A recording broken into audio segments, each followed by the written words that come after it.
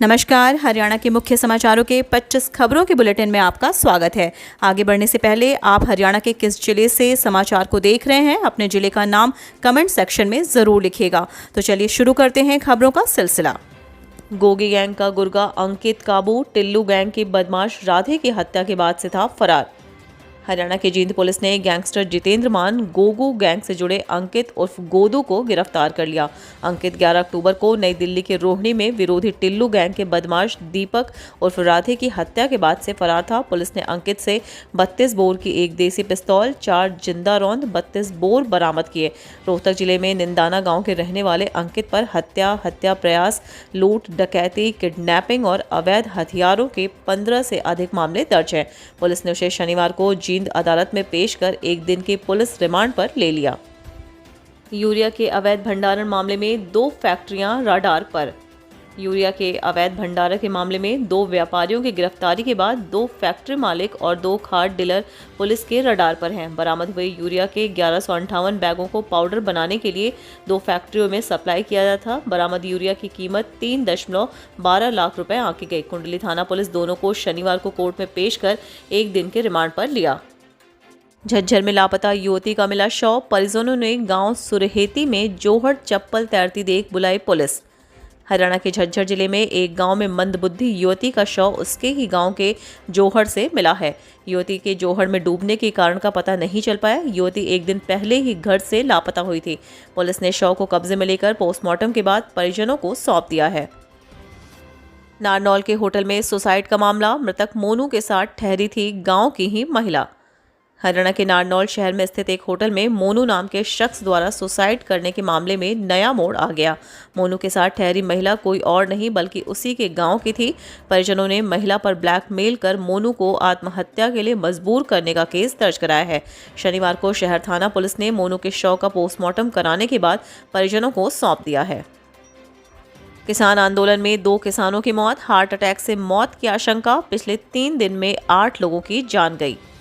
हरियाणा के टीकरी बॉर्डर पर चल रहे किसान आंदोलन के बीच 2 और किसानों की मौत हुई है। दोनों ही किसान आंदोलन स्थल पर अलग अलग जगह मृत पाए गए।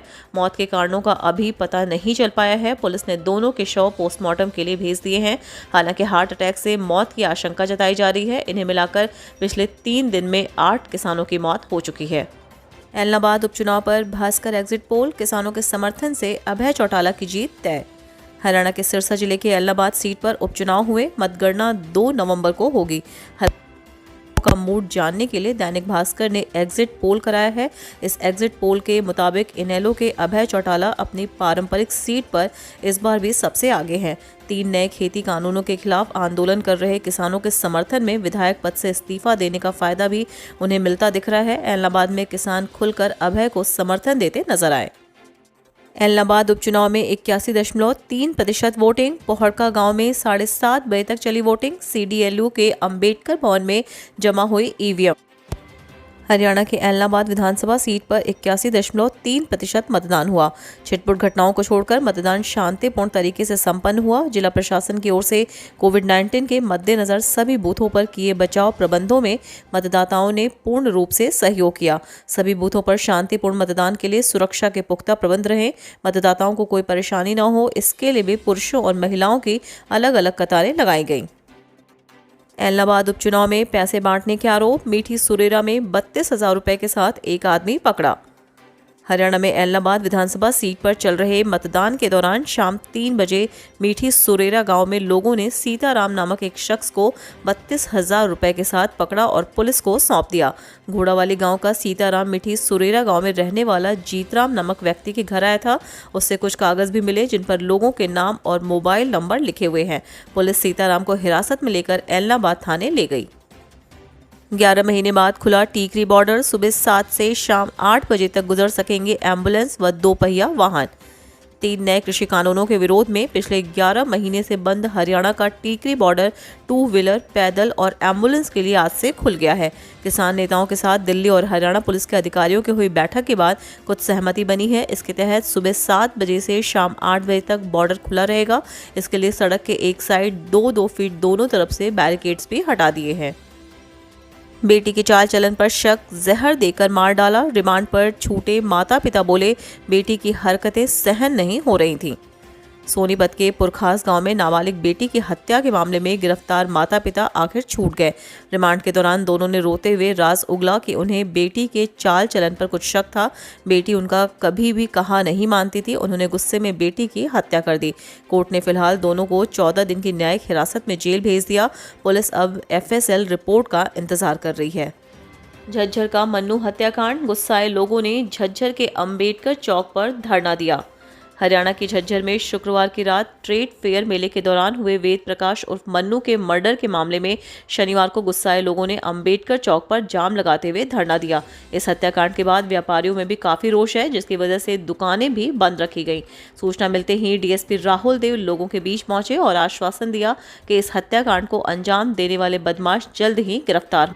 अवैध व नकली शराब बनाने वाली फैक्ट्री का भांडाफोड़, 6 नाबालिग सहित 6 युवक काबू। रोहतक के आबकारी विभाग व रोहतक पुलिस ने महम में अवैध व नकली शराब बनाने की फैक्ट्री का खुलासा किया है। फैक्ट्री से 25,344 पौवे व 1,716 बोतल अवैध व नकली शराब बरामद हुई है, जिसके स्थानीय बाजार में कीमत करीब 25 लाख रुपए है। इसके अलावा 13,000 लीटर स्पिरिट, जिसकी कीमत करीब 15 लाख रुपए है। मौके से नकली शराब बनाने की मशीनें व अन्य सामान बरामद हुआ है। मौके से 4 नाबालिग सहित 6 युवकों को काबू किया गया। मामले की गहनता से जांच की जा रही है। जींद के जिला कारागार में 125 बंदी भूख हड़ताल पर।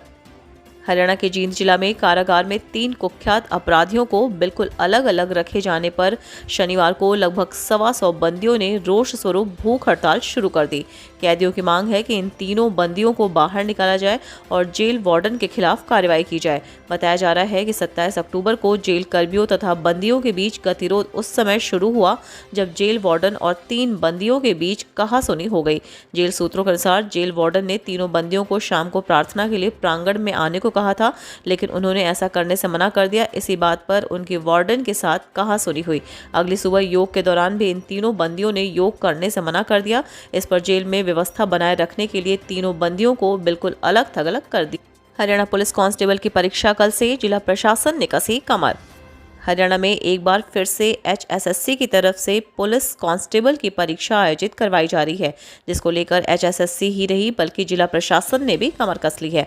पिछली बार ये पेपर लीक हो गया था और उस मामले में कई गिरफ्तारियां भी हुई थी।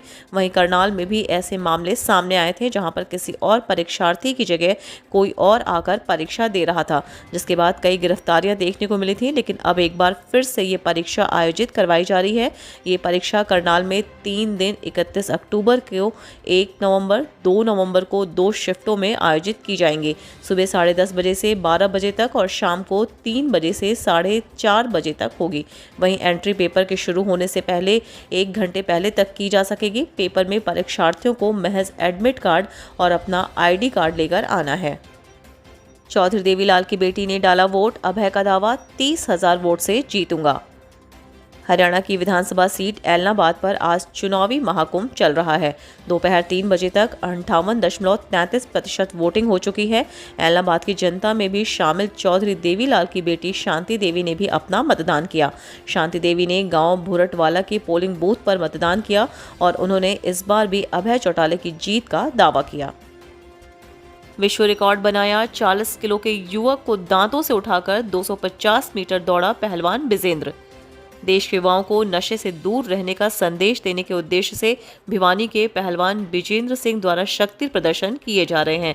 अब पहलवान बिजेंद्र सिंह ने एक कदम और आगे बढ़ाते हुए गांव दिनोद के खेल स्टेडियम में 40 किलो के युवक को दांतों से उठाकर 250 मीटर की दौड़ लगाते हुए विश्व रिकॉर्ड बनाया तथा world wide book of world record में अपना नाम दर्ज करवाया। म्हारा गांव जगमग गांव योजना 1 नवंबर से 100 और नए गांवों को 24 घंटे बिजली आपूर्ति।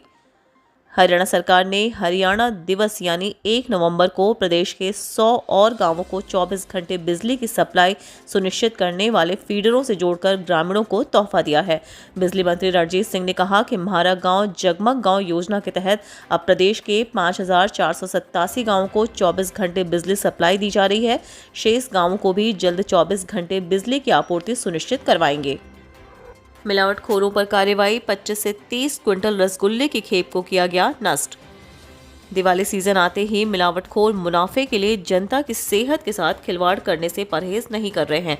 आज मुख्यमंत्री उड़नदस्ते की टीम ने गांव राई में स्थित एक अवैध रसगुल्ला फैक्ट्री पर छापेमार कार्रवाई की। बता दें कि इस फैक्ट्री में दिल्ली, उत्तर प्रदेश और हरियाणा के कई जिलों में रसगुल्ला भेजा जा रहा था और फैक्ट्री मालिक ने इस 130 रुपये किलो इसकी कीमत रखी हुई थी। गांव में पकड़ा गया बाहरी व्यक्ति, किसानों ने लगाया भाजपा कार्यकर्ता होने का आरोप। एक तरफ ऐलनाबाद में चुनावी महाकुंभ चल रहा है, जिसमें ऐलनाबाद के वोटर 19 प्रत्याशियों भाग्य ईवीएम में कैद कर रहे हैं, तो वहीं दूसरी तरफ गांव ठुबारिया गांव में एक बाहरी व्यक्ति को पकड़ा है, जिसके बाद गांव में बवाल मचा हुआ है। किसानों ने आरोप लगाया है कि बाहरी व्यक्ति भाजपा का कार्यकर्ता है और यहां गांव में पैसे बांटने के लिए आया है।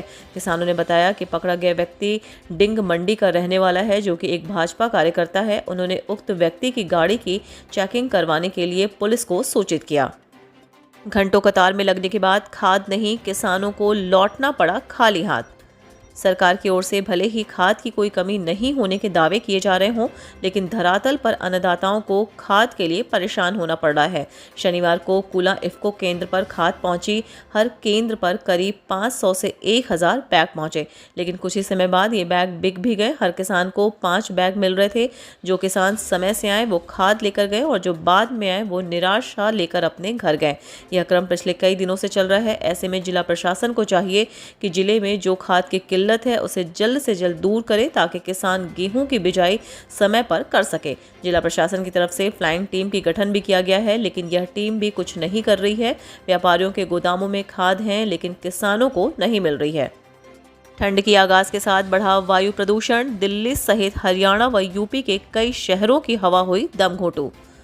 ठंड की आगाज के साथ ही देश में वायु प्रदूषण भी तेजी से बढ़ रहा है, जिससे राजधानी दिल्ली समेत बाकी शहरों की हवा दमघोंटू होती जा रही है।